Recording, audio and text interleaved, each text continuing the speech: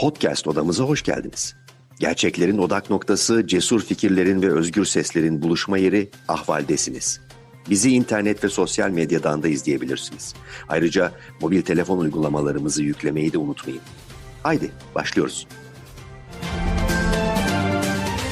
Today we have Edward Stafford, who is retired from the U.S. Foreign Service in 2016.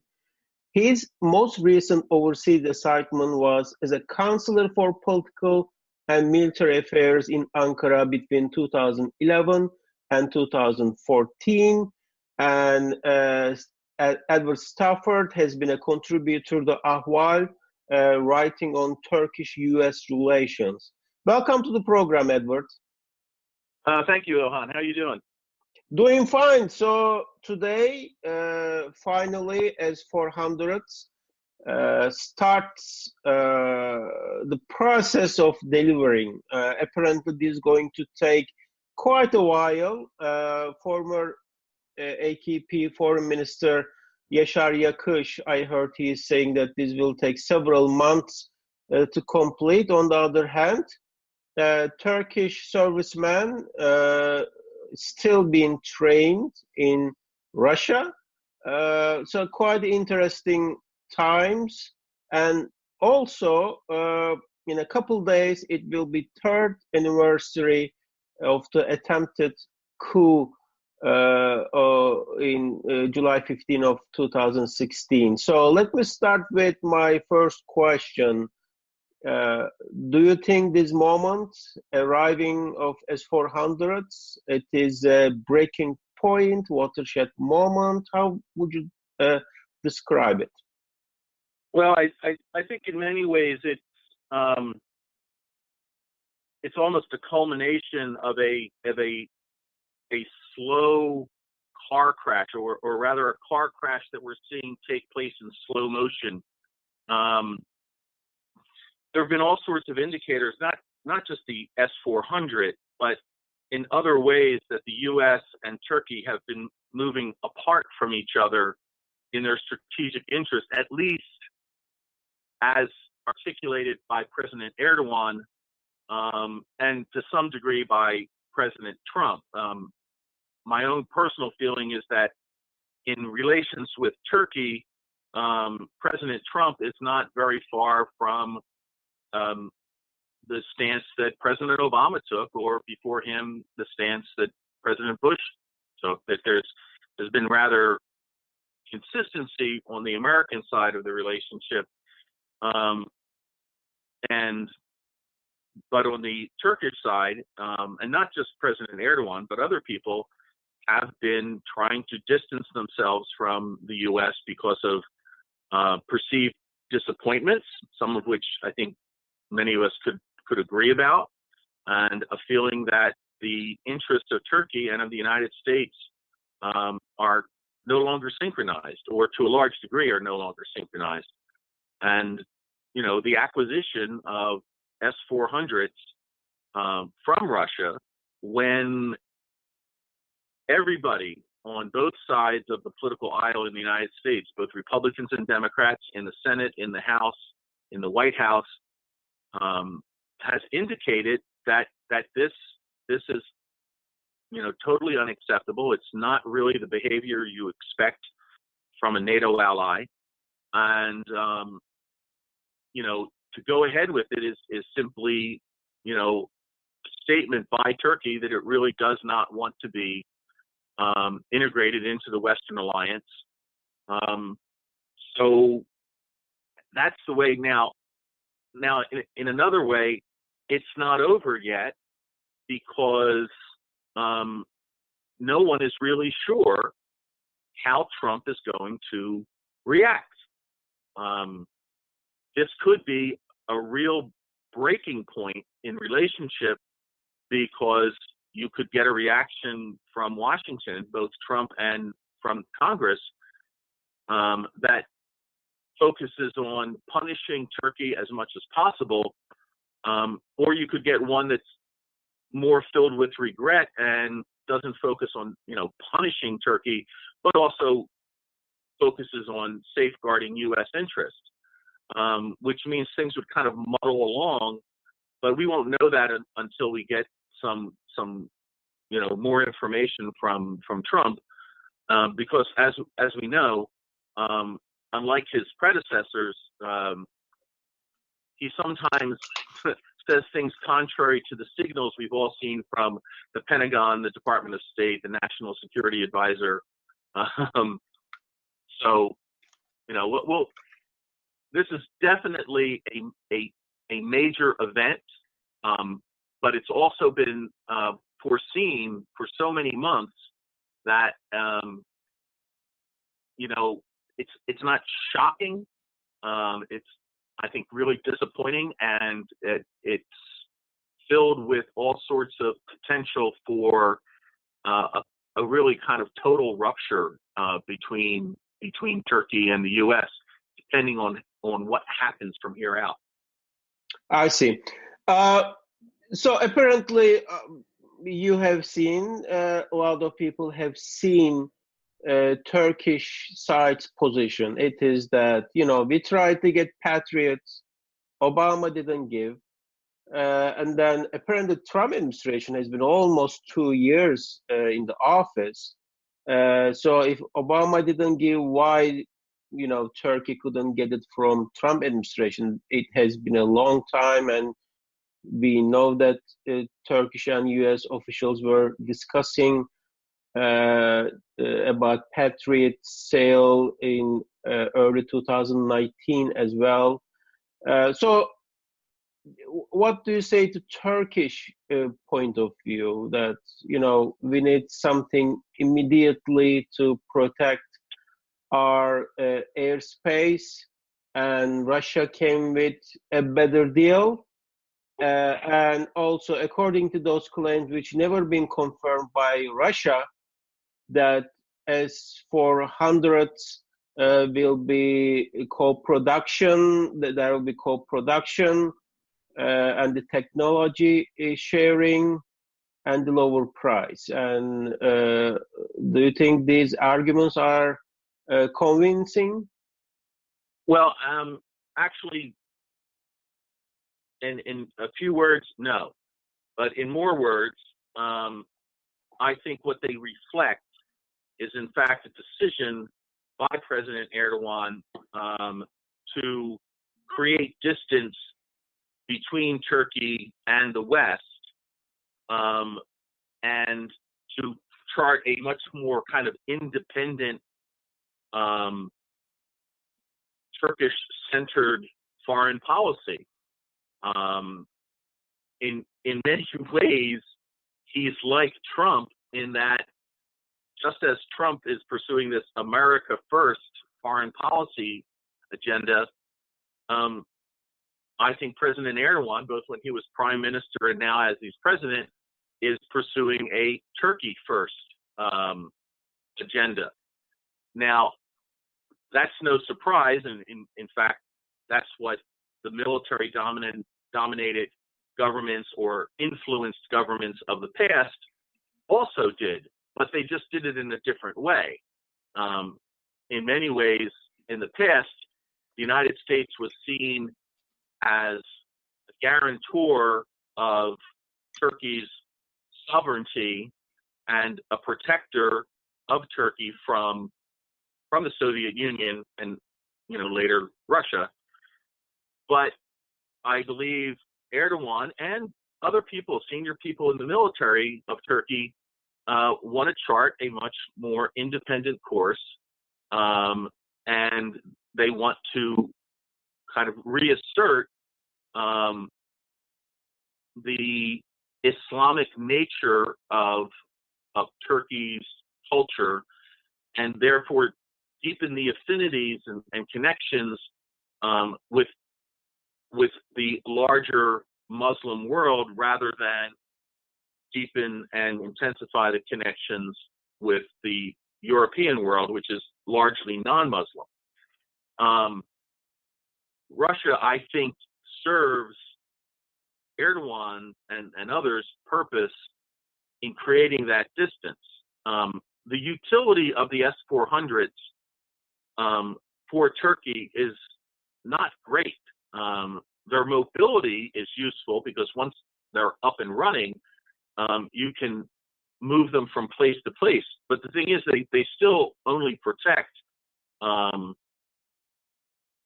a relatively small part of Turkey. So, I think to focus on, well, we couldn't get the Patriots. Well, the negotiations could have continued. There could have been, if there was any indication that really Erdogan did not want to go to Russia, I'm quite sure that things would have been worked out to make that happen. But it really seems that what Erdogan wanted to do was to use the S-400s as a way to show independence, and but he could do it. He could use the issue of the Patriots. He could use the issue of U.S. support for the Syrian YPG against ISIS and so forth and so on, and other areas where the U.S. and Turkey were not on the same page, and they were, there was some tension between them.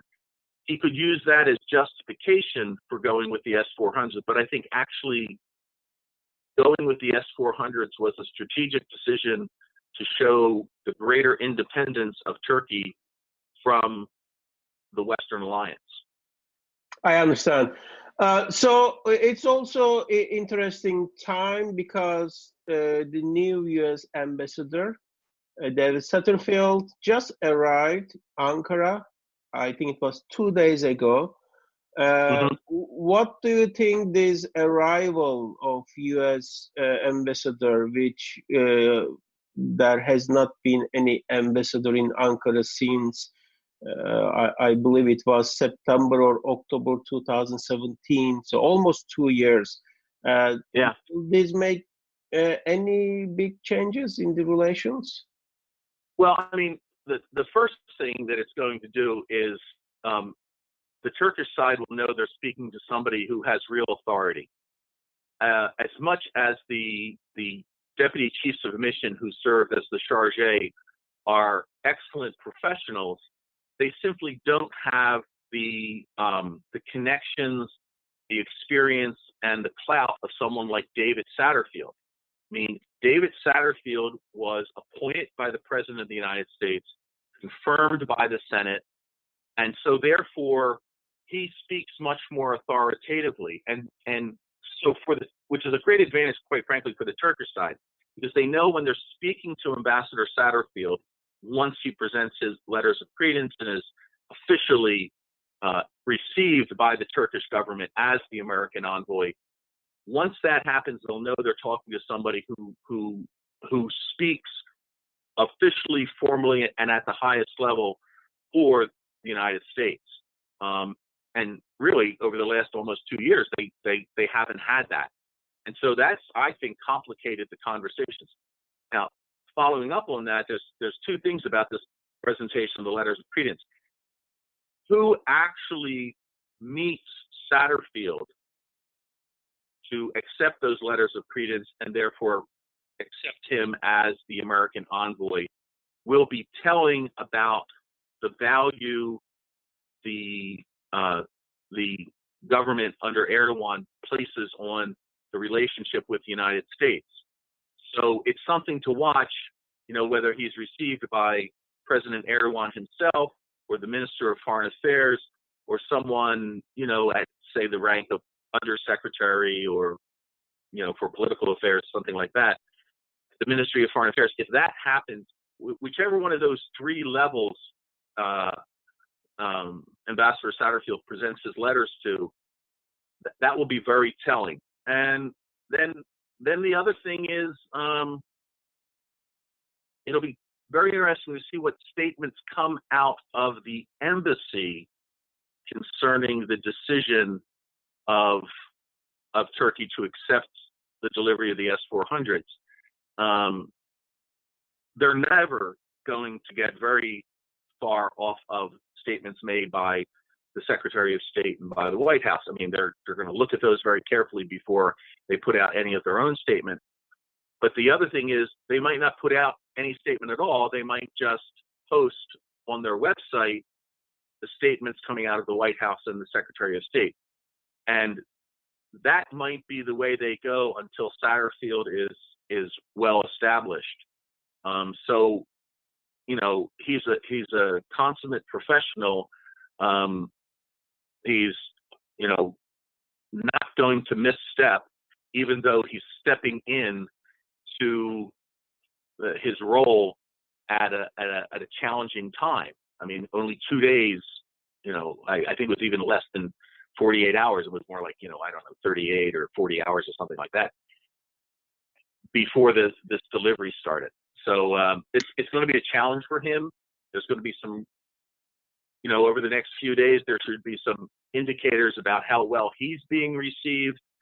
But, you know, after a few days, it'll be worth watching what statements are coming out of the embassy once he really gets, one, his letters of credence presented, and then, you know, has a little time to really, but he is a player in the policy formulation much more so than his chargés who preceded him, you know, the deputies who were in charge, could ever have been. They simply didn't have the, you know, the ability really to influence policy the way somebody like Ambassador Satterfield can. I see. We will continue discussing this, but I have one final question. As we are having this discussion here now, I am also some of Turkish TVs on, and I see that it is the third anniversary of the failed coup attempt, and TV is already showing footages from the coup night on July 15 of 2016. Do you think the arrival of S-400 on this anniversary is intentional? If it is, I've seen some comments from some Turkey experts today that this is arguing this. For example, Blaise Mitchell from Hudson Institute are saying that, you know, tying this S-400s to anniversary of the coup, showing that it's not about technology transfer, it's not about, you know, anything else or money, it's about the regime survival, quote unquote. Do you agree with this assessment, and how do you see this is happening on this specific date? Yeah, I mean, I wouldn't put too much on the arrival date. I would note this, though. If the government of Turkey had wanted to avoid the association of the delivery of S-400s with the coup attempt of 3 years ago, then they could have said to, you know, to the Russians, you know, why don't you wait until the end of July? Right? That they did not do that. And obviously, the leadership of the government of Turkey is well aware of the anniversary date of July 15th. They, I think it's not so much that they're saying the S-400 is about the survival of the Erdogan regime, as the words the other person used. I would say it's a reiteration by the government that they are charting an independent course, that no one outside of Turkey determines what Turkish foreign policy is going to be. You know, as I think that's the real thing, that they're by not delaying the delivery, they are saying we are in charge of our foreign policy, of our relations with other countries, and of what takes place inside this country. And having the delivery only a couple of days before the anniversary of the July 15th coup attempt, I think does underline that. And I think that's a message that the government is very happy to have people focus on. Because again, I think this is really about the government asserting its independence from foreign powers, and its ability to chart its own Turkish focused foreign policy. Okay, thank you so much for joining us today to discuss about S-400s and its first arrival date on about anniversary of the coup attempt of Turkey. And hopefully we'll be talking very soon. And I am looking forward to your assessment also on Ahval as a contributor. Talk to you soon. Thank you so much for coming on today, Edward. All right. Take care. Bye-bye. Ahval'in podcastlerini tüm mobil telefonlarda Spotify, SoundCloud ve Spreaker üzerinden dinleyebilirsiniz. Apple iPhone kullanıcıları bize iTunes üzerinden de ulaşabilir. Türkiye'nin ve hayatın cıvıl cıvıl sesleri Ahval Podcast dizisinde. Kulağınız bizde olsun.